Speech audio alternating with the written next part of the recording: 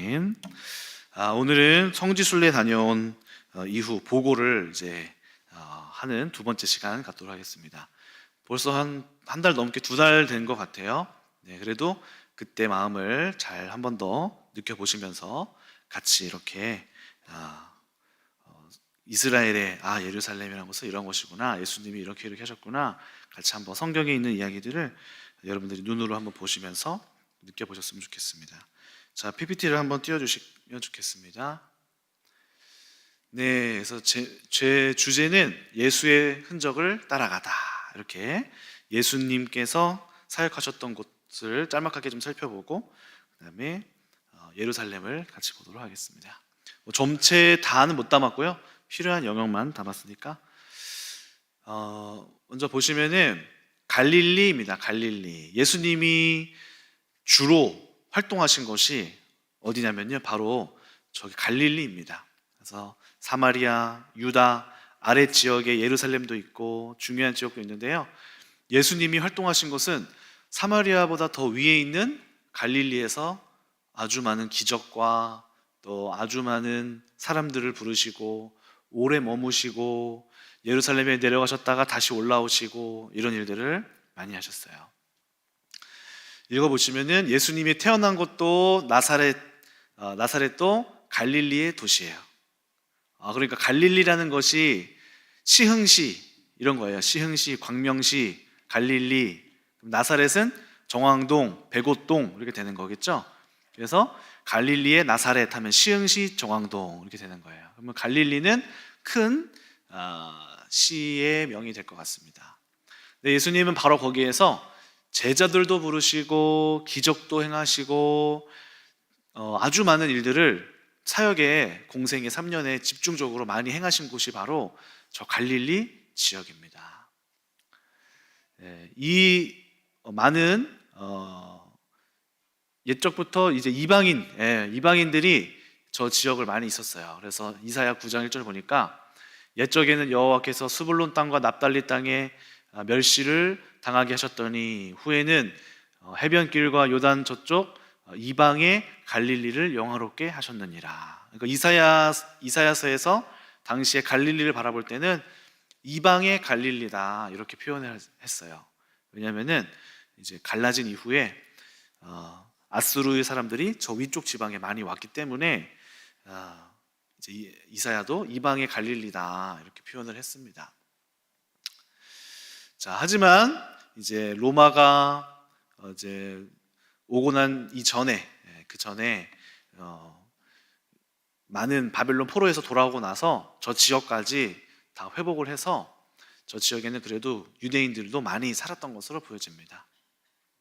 그래서 로마 당시에는 저 사마리아 지역과 갈릴리 지역이 그래도 정통 유대인들은 아니야 이런 사람들의 시선이 깔려 있었고, 그리고 마음속에서도 저 갈릴리 지역을 그렇게 좋은 곳으로 여기지는 않았습니다.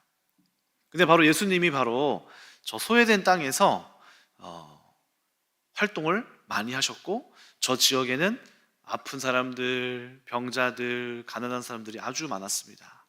저 지역을 예수님이 주 무대로 삼으셨어요.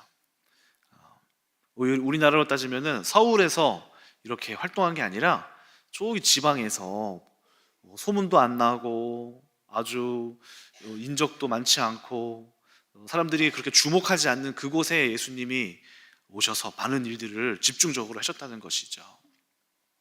저 갈릴리 지역입니다.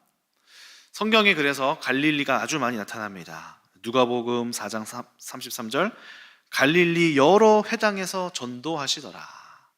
마가복음 1장 16절 갈릴리 해변으로 지나시다가 시몬과 그 형제 안드레가 바다에 그물을 던지는 것을 보시니 그들은 어부라. 제자들을 부르셨죠. 마가복음 1장 28절 예수의 소문이 온 갈릴리 사방에 퍼지더라. 마태복음 21장이면 후반부잖아요. 무리가 이르되 갈릴리 나사렛에서 온 선지자 예수라. 사흘 때 되던 날 갈릴리 가나에 혼례가 있어 예수의 어머니도 거기 계셨고, 갈릴리 가나라는 지역도 예수님이 처음 기적을 행하신 것도 갈릴리죠. 또 요한복음 4장 3절 유대를 떠나사 다시 갈릴리로 가실세. 요한복음 7장 9절 이 말씀을 하시고 갈릴리에 머물러 계시니라. 마태복음 27장 예수를 섬기며 갈릴리에서부터 따라온 많은 여자가 거기 있어 멀리서 바라보고 있으니. 갈릴리에서 주로 활동하셨기 때문에 예수님을 만났던 여자들도 갈릴리 여성이 대부분 많이 있었고, 유대에 와서 장례나 뭐 여러 가지 절차들, 마지막 사역들 하실 때도 갈릴리에서 따라온 사람들이 아주 많았던 것이죠. 그만큼 예수님이 갈릴리 지역에 많이 계셨고 그곳을 사랑하셨음을 알 수 있습니다. 그래서 저희가 간 지역도 바로 저 갈릴리 지역입니다. 호수예요. 갈릴리 호수고 왼쪽 좌측에 있는 쪽이 많은 가나 또 나사렛 사람들이 살던 동네라고 볼 수가 있습니다. 사진들 한번 보시면 저희가 우리 성지순례 가셨던 분들도 함께 그곳을 가봤어요. 사진도 찍고 갈릴리 호수도 이렇게 만져보고 손으로도 만질 수 있어요. 이렇게 만지기도 하고 사진도 찍고. 그래서 저기 파란 옷 입은 저 금발은 누군가, 어떤 집사님인가 봤더니 외국인이더라고요. 그래서 외국인도 같이 찍었어요. 사진 찍으시는 분이 착각하셨나 봐요. 누가 저렇게 멋있게 포즈를 하나 했더니 포커스가 이렇게 같이 돼 있죠. 갈릴리에서 또 배를 탔습니다. 배 타는 것도 저는 저 샷이 제일 베스트 샷 같았어요. 갈릴리에서 다들 이렇게 기뻐하시고 즐거워하시는 모습이 그때 당시에 많은 즐거움을 말해줍니다. 그래서 이렇게 미녀 또 등장했고 미녀 등장했고 또 같이 권사님도 함께 찍으셨어요. 두 자매가 신나게 이렇게 사진을 찍으시죠. 그래서 여기는 인고 부부 베스트 커플, 항상 이제 베스트 커플 상.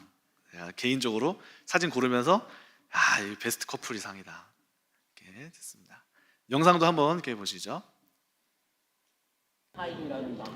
여기 이제 갈릴리 호수 들어가는 그 시작. 지금 저희는 갈릴리 호수에서 배를 타기 위해 가고 있습니다.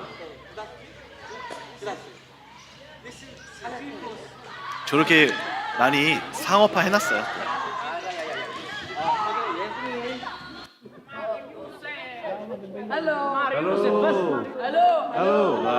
할로 하고 유대인들 할로 하고. 저기는 이제 아프리카 사람들이 왔어요. 에티오피아.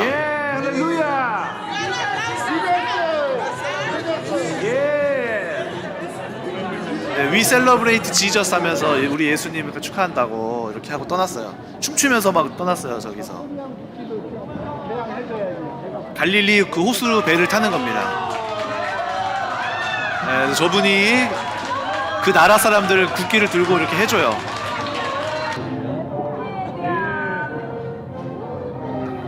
국기 개양식도 저렇게 합니다.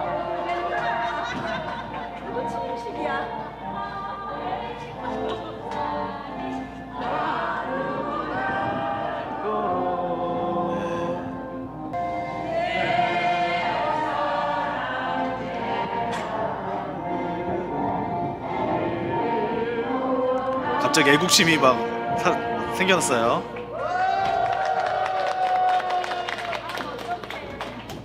여기가 갈릴리 호수 타고 있는 겁니다. 배를 타고 있습니다. 저게 노래를 막 틀어줘요. 저 한국 노래 틀어줬어요.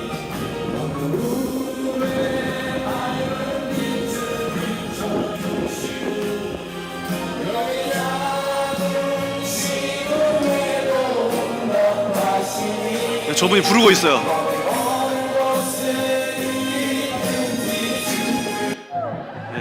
그리고 이제 막 같이 춤추는 시간도 가졌습니다.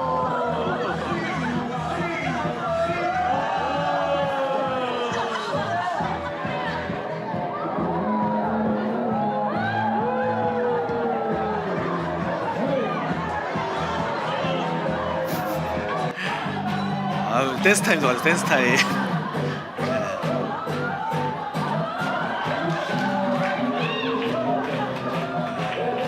무슨 춤인지는 모르겠지만 어쨌든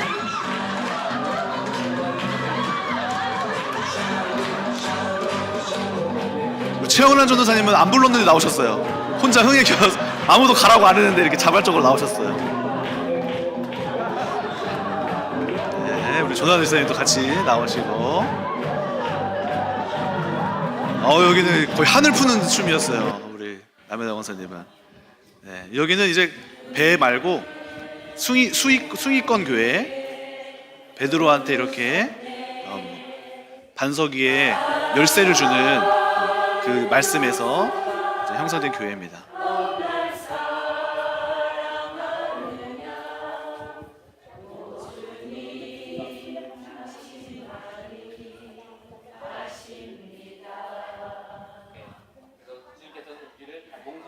사랑해 주신다는 것을 잘 생각하시고, 그래서 각자 한 10분 정도 드리겠습니다. 각자 사진 찍으실 분 사진 찍으시고.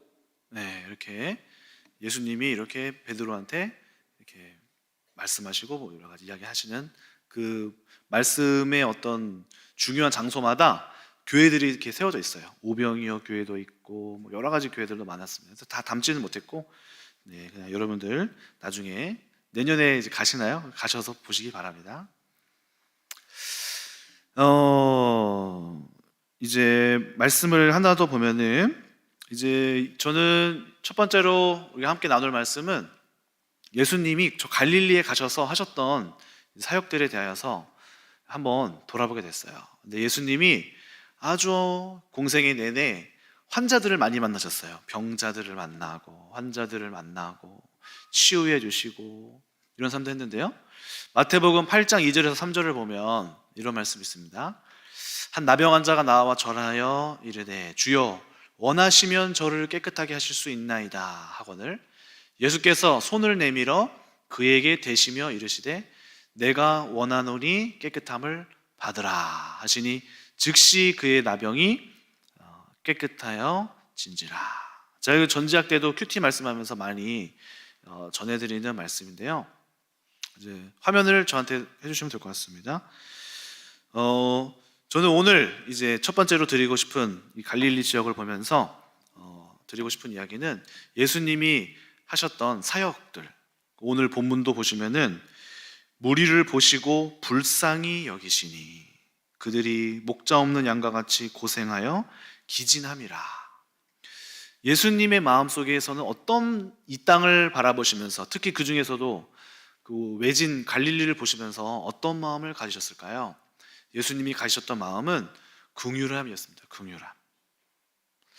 저는 오늘 저와 여러분들이 이 예수님의 긍휼한 마음을 갖고 우리가 품고 이 교회 안에서 많은 사람들을 대하고 그리고 우리의 사역의 자리에서도 예수님의 마음을 품고 사역하기를 주님의 이름으로 축원합니다. 너희는 이 마음을 품으라 그리스도 예수의 마음이니. 그 중에서도 예수님이 저렇게 치유하시고 성실히 행하시고 움직이시고 전도하셨던 그 마음 깊은 곳에 출발한 그 사역의 원동력 하나는 바로 긍휼함이었어요. 긍휼함.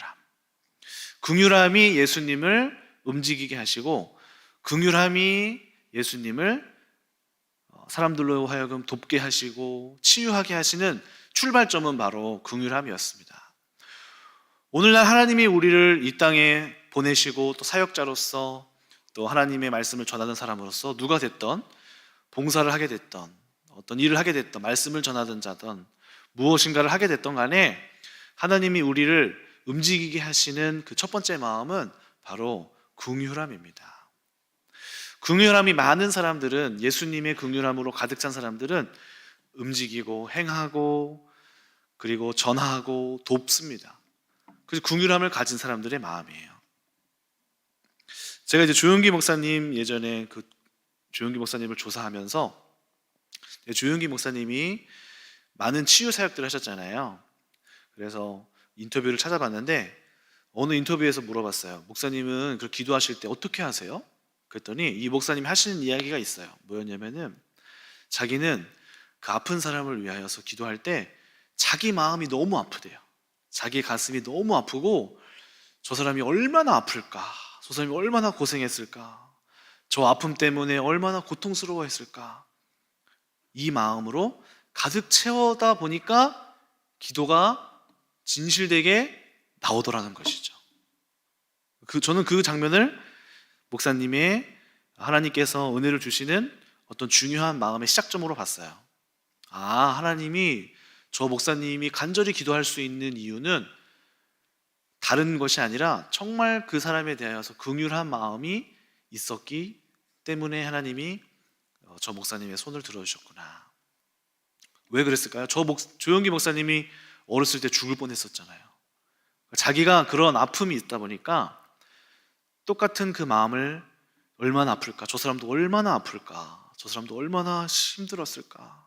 하는 마음이 속에서 피어나면서 그 사람을 위하여 기도할 때도 진심으로 기도하게 된다는 것이죠. 마치 그 당사자가 하나님께 기도하듯이 그 마음이 동감되어서 그 마음으로 대신해서 하나님 앞에 그 마음을 가지고 기도한다는 것이죠. 자기가 마음이 너무 아팠기 때문에 그 사람의 마음도 이해할 수 있었던 것입니다. 어떤 사람은 이렇게 또 얘기하더라고요. 목사님, 그거는요, 아픈 사람들은 다 그렇게 아픈 마음을 가지고 있어요. 예수님의 마음을 구하지 않아도 그건 원래 다 그런 겁니다. 이런 사람도 있는데요, 절대 그렇지 않습니다. 제가 요즘에 조사를 해보니까 학폭에 대한 이야기가 많죠. 학폭, 학교폭력, 이번에 어떤 국회의원도 장관도 출마했다가 또 학폭 때문에 떨어지고 학폭이 많이 문제가 되고 학생들 마약 문제도 많이 있는데요. 학폭의 가해자들이 있잖아요. 학폭의 2019년 다큐멘터리를 봤더니 가해자들을 조사했어요. 너는 왜 폭행하고 너는 왜 그렇게 했니? 봤더니 가해자의 44%가 피해 경험이 있는 아이들이었어요. 그러니까 내가 먼저 학폭을 받아본 애들이 또 가해를 하더라는 것이에요. 이게 그 다큐멘터리에서 한 가지 조사로 나왔던 사실적인 내용이었습니다. 그러니까 여러분 한번 보세요. 우리가 예수님의 마음을 구하지 않고 그냥 아픈 사람이 또 다른 아픈 사람을 그냥 도울 수 있다는 것은, 그것은 자연스럽게 알아서 그렇게 되는 것이 아닙니다. 많은 사람들이 자기가 피해받은 그대로 똑같이 행하잖아요. 자료가 말해주잖아요. 그렇죠? 학폭 가해자들이 사실은 피해자였다고. 아니, 자기가 그렇게 당해보고 놓고 똑같이 그렇게 아픈데 그걸 똑같이 행한다니까요. 그러니까 하나님의 마음으로 우리가 동감되어서 일을 한다는 것은 그냥 내가 아파봤기 때문에 되는 일이 아니라는 것이죠. 그러니까 하나님의 마음을 구하고 하나님의 긍휼함을 구해야지만이 나의 상처가 분노로 가는 게 아니라 나의 상처가 긍휼로 가서 우리가 하나님의 마음을 품고 사역을 할 수 있는 것이라는 겁니다. 예수님께서 우리의 마음을 다뤄주시고 또 예수님께서 여러분들의 마음을 품어주실 때, 그럴 때 바로 하나님의 마음을 품을 수 있습니다. 오늘 아까 제가 봤었던 말씀도 예수님의 마음을 보게 됩니다. 아까 제가 봤었던 빨간색 밑줄 쳤던 장면이 나오셨죠? 나병 환자, 피부가 썩는 환자가 이런 질문을 합니다. 주님께서 원하신다면 나를 치유해 주세요. 원하신다면. 그러니까 예수님의 대답도 뭐였죠? 내가 원한다. 내가 원한다. 제가 이 말씀을 언제 묵상했냐면은 기도원에 올라가서 언제 한번 같이 기도를 할 때였습니다. 근데 기도원에는 정말 아픈 사람들이 많이 왔었어요. 그래서 기도를 하다 보니까 정말 간절히 구하는 거예요. 병원에 가시다가 이제 안 되니까 기도원까지 오셨겠죠. 그래서 그분들을 이렇게 보는데 저 나병 환자의 마음이 느껴졌어요. 얼마나 간절히 원할까? 얼마나 간절히 원할까?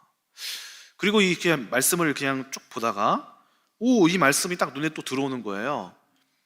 근데 나병 환자의 질문이 이거예요. 주님께서 원하시면 나를 좀 치유해 주세요. 이 말씀을 보는데 제가 그 자리에서 깊은 묵상을 하게 됐습니다. 왜 이런 질문을 했을까? 아니, 그냥 주님 저를 치유해 주세요. 주님 나 아파요. 좀 치유해 주세요. 이런 말을 하면 되잖아요. 그런데 원하시면, 주님이 원하시면 해주세요. 이 나병 환자의 마음속에 주님이 정말 나를 치유하길 원하실까가 궁금했던 것 같아요. 주님은 정말 나를 치유하길 원하실까? 내가 지금까지 이렇게 살아온 거 하나님이 왜 나를 이렇게 하셨지?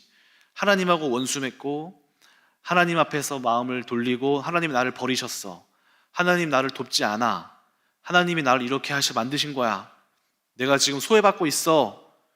하는 마음에 그 응어리진 것이 모든 이 피해의 모든 원인을 하나님으로 돌리고 있었던 사람인 거죠.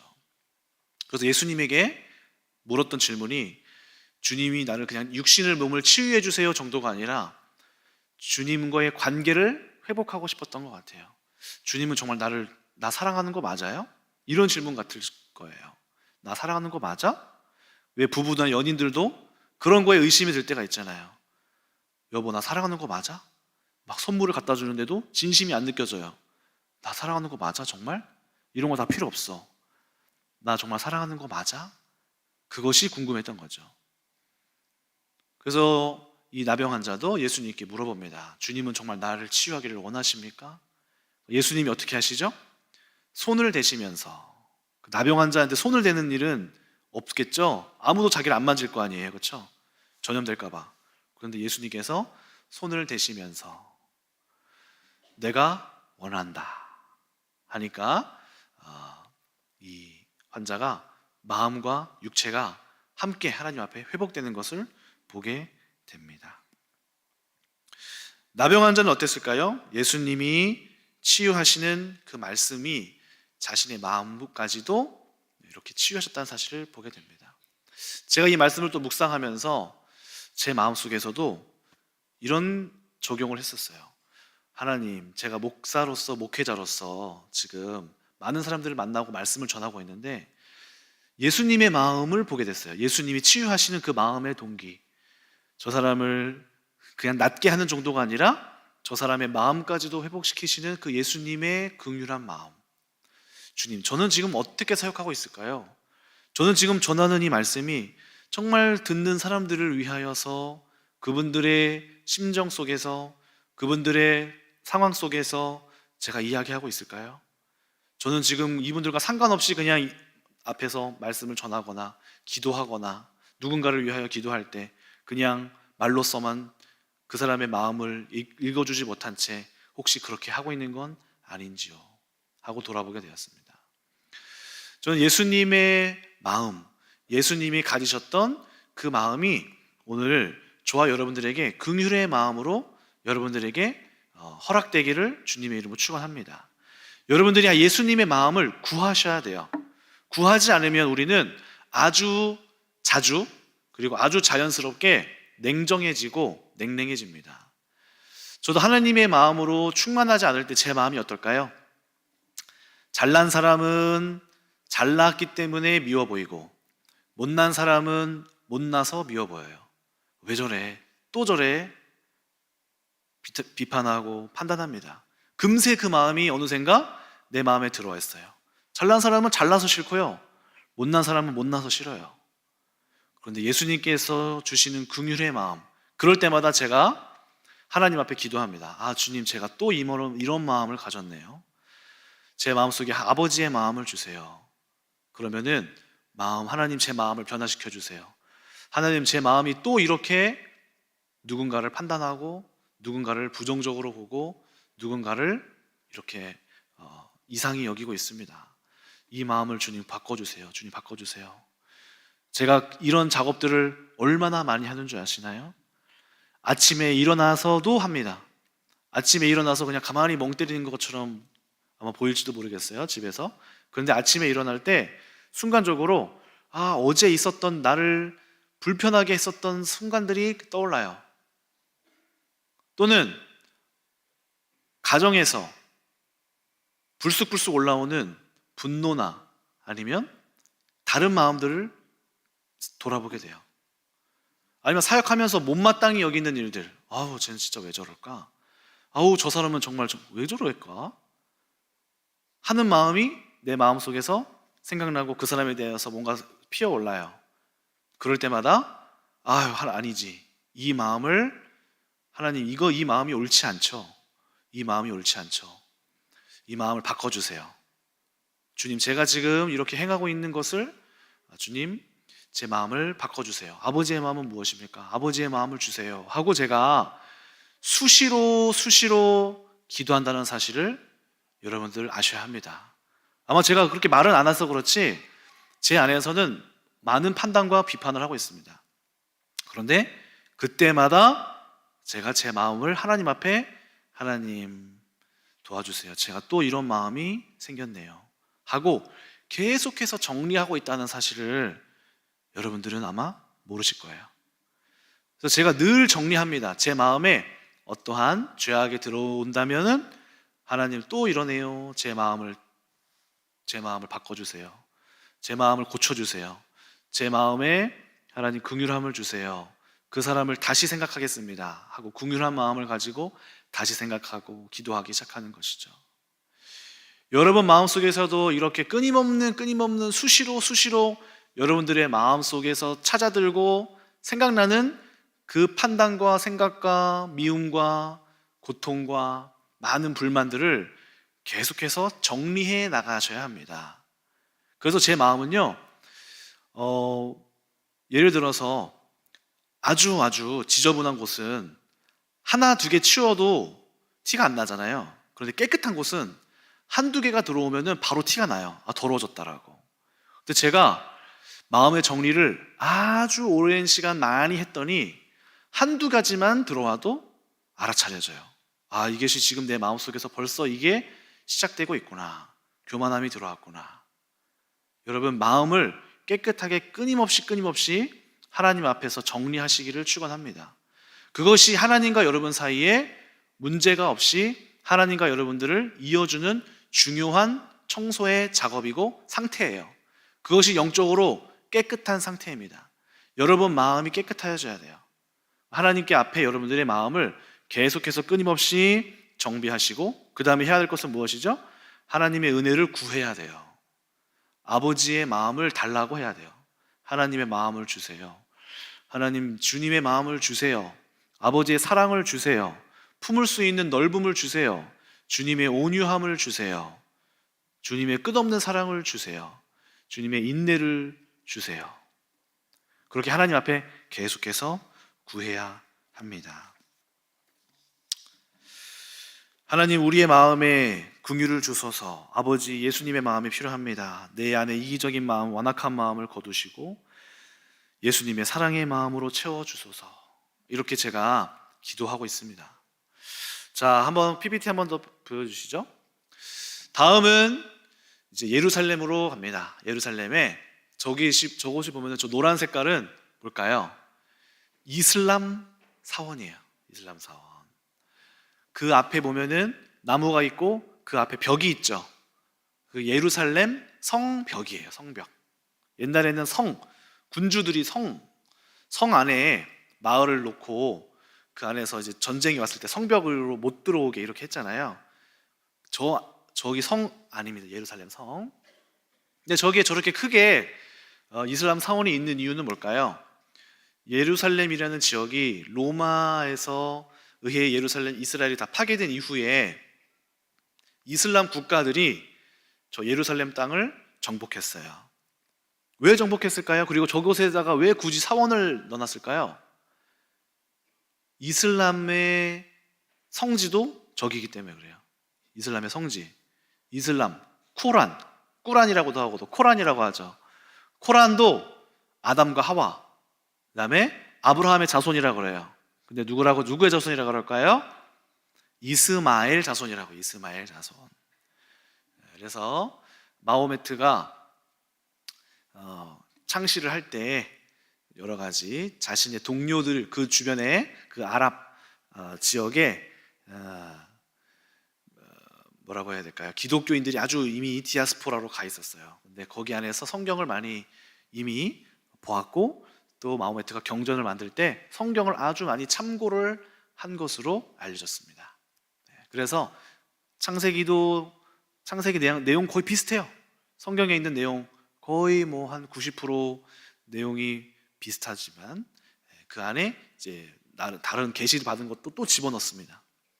그래서 저기도 이슬람의 성지인 거예요. 저기에다가 넣어놓은 거예요. 그래서 자, 이것은 이제 겨자씨만한 믿음이 있으면은 이 산을 들어 저 산으로 옮긴다고 하셨죠? 근데 겨자씨가 저렇게 작습니다. 자, 이거는 이제 겟세마네 동산 또 가봤습니다. 겟세마네 동산에 있는 저 나무가 올리브 나무예요. 올리브 나무. 네, 올리브 나무. 바구람이가 올리브 나무죠? 네, 올리브 나무가 저렇게 생겼습니다. 저기는 겟세마네 바위예요. 네, 바위인데 사람들이 지나가고 있고 저기다가 예수님이 기도하셨던 고통스럽게 이 잔을 옮길 수 있다면 옮겨달라고 하셨던 그 바위가 이렇게 또 있습니다. 교회 내부 안에 저렇게 사람들이 이렇게 보고 있고 저렇게 막 뽀뽀하고 있어요. 저기 밑에 가톨릭 신자들이 저렇게 많이 한다고 해요.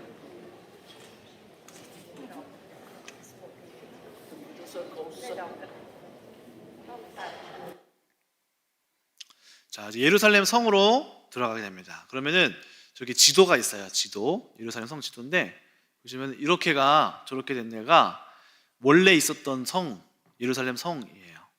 그리고 여기가 나중에 성벽을 추가로 한 곳인데 저쪽 중에 파란 여기가 골고다 언덕이에요.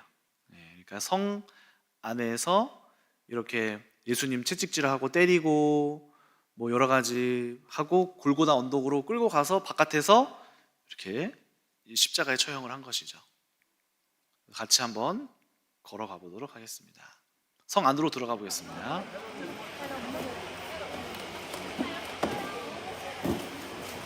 이스라엘 성문으로 성 안으로 들어갑니다. 저희 과일도 엄청 많죠. 네. 저게 가지 좀 보세요. 가지 저게 무슨 사람 종아리만 해요.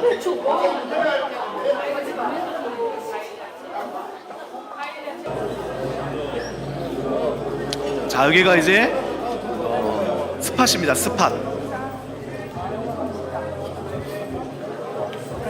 기도하러 가던 이제 아랍 사람들이 기도 마치고 이제 돌아가려고 합니다. 구지자입니다. 예수님께서 이제 십자가를 지고 아마도 그래서 시골하고 함께 지고 오게 되는데요. 저희가 여전히 성 아니지만 예수님 양심 제가 성 바깥에 지금 나온 겁니다. 성 바깥에 나와서 예수님께서 그래서 세 번째 쓰러지신 경우가 있어요. 고개를 들어 거기 나와서 바라보시고. 자, 이제 골고다 언덕을 올라갈 때 오르막길인데 같이 그 찬양 부르면서 올라가는 시간이 있어요.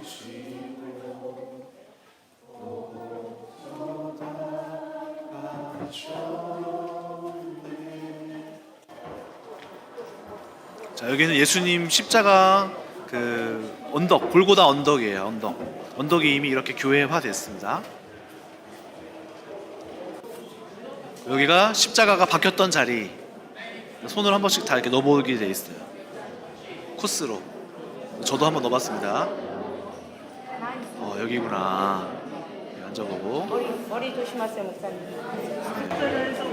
저기는 예수님이 시체를 닦았던 곳이다. 내려서 여기다 눕혀놓고 명물을 뜬 장소. 저기 가톨릭 사람들은 이렇게 옷으로 저 채취라든지 뭔가 저런 것들 흔적들을 이렇게 가져가서 가방에 넣잖아요. 집에 가져가려고 하는 거예요. 저런 것들. 그러니까 저런 어떤 거룩한 힘이 있다. 적은 거를 가져간다. 이런 생각을 가지고 있습니다. 네, 화면 바꿔주시고요. 자, 십자가의 길을 갔는데요. 비아 돌로로사라고 합니다. 슬픔의 길이라고 하는데 14군데 스팟이 있어요. 예수님이 채찍질 맞으신 곳, 또 재판 받으신 곳, 첫 번째 쓰러지신 곳, 그다음에 구레네 시몬에게 부축 받으신 곳, 두 번째 쓰러지신 곳, 마리아 여성들이 울고 있는 곳에 가서 나를 위하여 울지 말고 너희를 위하여 울어라 말씀하신 곳, 세 번째 쓰러지신 곳, 뭐 여러 가지가 성경에 있는 거에 근거를 해서 14군데 스팟을 만들어 놨습니다. 그리고 골고다를 이렇게 힘들게 수고하면서 이렇게 올라가셨던 것을 봅니다. 저는 이것을 이제 또 보면서 한 가지 또 묵상하게 되는 것은 예수님의 수고로움이었어요. 예수님의 수고로움. 예수님이 정말 수고를 하시면서 저곳을 가셨구나. 수고함. 그리고 수고함을 묵상하다 보니까 슬퍼졌어요. 아, 슬프다. 예수님이 피 흘리셨네. 예수님이 고통받으셨네. 힘드셨네. 슬프다. 슬프다. 그런데 생각을 하면 할수록 슬픔에서 끝날 게 아니다라는 생각이 들었어요. 왜 그럴까요?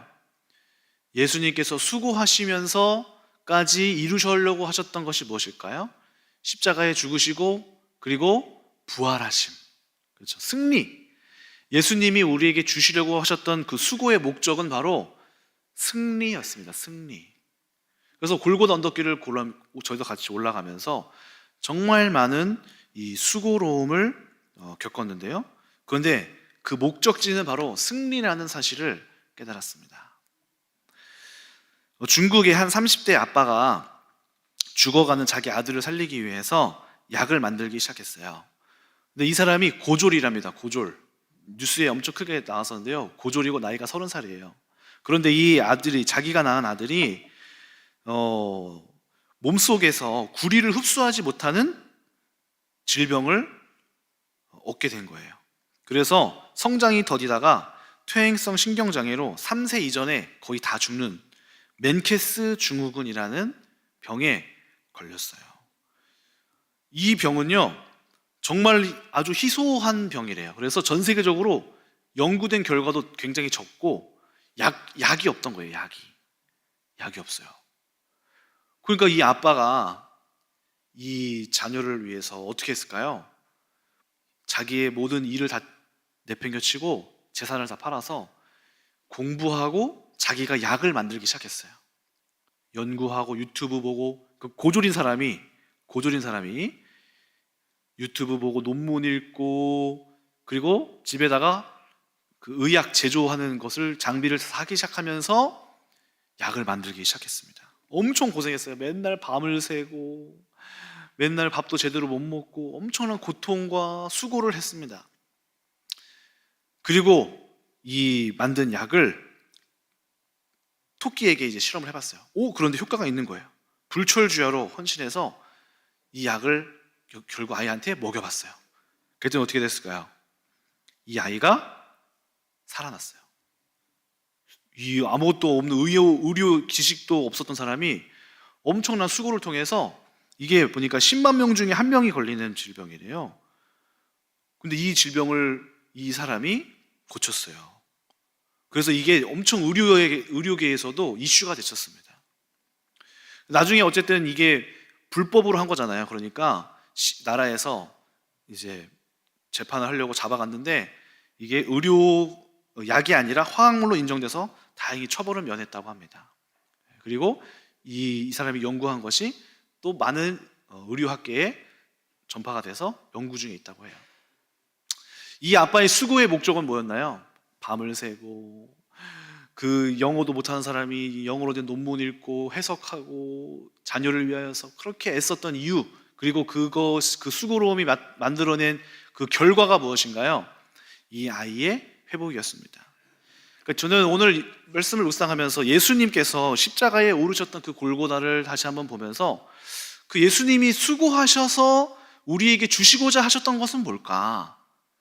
그렇게 십자가의 고난의 길을 가시면서 우리에게 주신 것은 무엇인가? 무엇일까요? 우리에게 주신 것, 영적인 승리. 예수님께서 부활하셔서 우리에게 주신 것이 무엇이라고요? 영적인 승리. 여러분, 이 사실을 믿고 누리고 계시나요?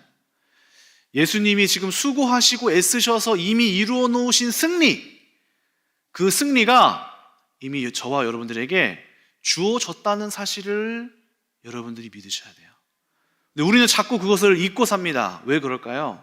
우리 눈에 보이는 이 현실. 근데 우리가 자꾸 영적인 눈이 어두워져서 예수님께서 이미 죽으셔서 승리하셔가지고 끝냈는데 우리가 이것을 누리지 못하고 보질 못하니까 자꾸 패배했다고 생각하고, 이 땅에서 기도할 때도 패배자처럼 기도하고, 실패자처럼 살아가고 하나님의 말씀을 읽어도 성취되지 않을 말씀으로 보고 이미 성취되셔서 이긴 말씀을 그렇지 못할 것이라고 여기고 있고 마음에서 이미 진 사람처럼 살고 있고 내가 내 눈으로 내 환경으로 이미 져 있는 환경을 보고 아예 완패했다라고 생각하고 있고 그 마음에 뒤집어져 있어서 아예 다 사로잡혀 있어서 여러분들에게 주신 그 승리하심을 못 보고 너무 미약하게 보고 있는 것이 우리의 문제입니다. 여러분, 눈에 보이는 것보다 눈에 보이지 않는 것이 훨씬 중요하고 훨씬 그것이 많은 능력을 갖고 있다는 사실을 여러분 믿으셔야 돼요. 우리 역시, 저 역시 원래 있었던 존재가 아닙니다. 제 손, 제가 우리 유민이를 보면서 느끼는데요. 유민이가 가지고 있는 지금 손, 얼굴, 그 딸의 존재 원래 없었어요. 없었는데 우리 눈에 보여지게 됐습니다. 저는 이것이 하나님의 창조의 능력이라고 믿어요. 보이지 않는 곳에서 나타나게 하시고 만들어내시는 하나님의 능력. 또 우리는 존재하다가 또 사라집니다. 그러니까 보이지 않는 것이 더 우리가 지금 이 땅에서 100년 살지만 보이지 않는 세계에 머무르는 그 시간이 더 많아요. 예수님이 우리에게 주신 그 승리, 그 영적인 승리 보이지 않습니까? 네, 보이지 않습니다. 그런데 보이지 않는 그곳에서 예수님께서는 말씀을 통하여서 믿음의 눈으로 보기를 원하세요. 그래서 우리가 믿음의 눈을 열고 보면 예수님께서 이미 모든 것을 부활하심으로 승리하셨고 이미 끝이 났고 우리 안에 있는 모든 고통의 문제들, 어려움들은 예수 그리스도의 부활하심과 그의 이름 앞에 굴복되지 않는 것은 이미 없습니다. 근데 우리가 그것을 누리지 못하고 사는 것이죠. 이 삶을 제일 잘 누린 사람이 있습니다. 누굴까요? 저는 사도 바울. 사도 바울은 이것으로 충만했어요. 예수님의 승리로 충만했어요. 예수님이 누리신 승리하심으로 이기신 일로 인하여서 사도 바울은 마음에 승리하는 삶이 너무나 극변하게 바뀌었고 그의 모든 사역에는 승리가 있었어요. 목사님, 사도 바울 잡혀가서 죽었잖아요. 그것이 바로 육신의 눈으로 볼 때 졌다고 생각해 주는 우리의 오해이고 착각입니다. 바울은 승리했어요. 우리의 눈으로 보기에는 바울도 죽었잖아요. 아닙니다. 바울은 승리했어요. 자, 우리 갈라디아서 한 15장 55절 볼까요? 갈라디아서 한번 보겠습니다.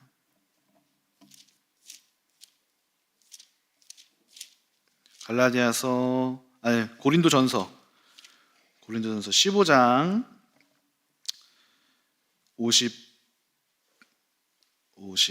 55절부터 58절 제가 읽어보겠습니다. 사망아, 너의 승리가 어디 있느냐? 사망아, 네가 쏘는 것이 어디 있느냐? 사망이 쏘는 것은 죄요, 죄의 권능은 율법이라. 57절 우리 주 예수 그리스도로 말미암아 우리에게 승리를 주시는 하나님께 감사하노니 그러므로 내 사랑하는 형제들아 견실하며 흔들리지 말고 항상 주의 일에 더욱 힘쓰는 자들이 되라. 이는 너희의 수고가 주 안에서 헛되지 않은 줄 알미라. 여러분 한번 57절 보세요. 주 예수 그리스도로 말미암아 우리에게 승리를 주시는 하나님께 감사하노니. 예수 그리스도로 승리하신 결과는 이미 나타났고 결과는 이미 지어졌어요. 근데 우리가 자꾸 마음속에서 승리하셨고 이기신 예수 그리스도를 누리지 못하면서 이 땅에서 기도하고 있고 이 땅에서 기뻐하지 못하고 있고 누리지 못하고 있어요. 여러분, 이것이 우리에게 굉장히 중요한 영적인 비밀이고 여러분 마음 가운데에 가지셔야 할 마음의 중요한 믿음의 이 바탕입니다. 예수님이 이기셨다. 예수님 안에 예수께서 이미 모든 권세를 갖고 계시다. 예수님이 이미 승리하셨다. 우리가 이걸 가지고 담대히 여러분들의 삶에 믿음을 가지고 기도하기 시작하셔야 돼요. 여러분들의 어려움을 가지고 대할 마음은 예수 그리스도께서 승리하셨다라는 이미 모든 권세가 예수의 이름 앞에 굴복되었고 예수께서 모든 만물 위에 계시다라는 그 믿음으로 우리가 이 땅에서의 영적인 삶을 살아야 한다는 것입니다. 그러므로 여러분들이 하나님이 여러분들에게 삶에서 승리 주실 것을 기대하면서 그것을 만들어가는 삶을 살아야 돼요. 여러분들이 영적으로 지금 지는 것 같은, 지고 있는 것 같은, 뭐 경제적으로든 가정적으로든 관계적으로든 지금 지는 것 같은 상황에 예수 그리스도께서 이기신 승리하신 그분을, 승리자를 붙들고 승리자를 앞세워서 이 상황에 예수님을 모셔오고 예수님 앞에 이것을 문제를, 상황을 갖다 드리고 내가 이 문제를 싸워가던 것을, 주권을 주님 앞에 돌려드리고 주님께서, 승리하신 예수님이 이 싸움을 이겨가시도록 우리가 주님 앞에 이 상황들을 맡겨야 된다는 것이죠. 여러분들이 가져야 할 마음은,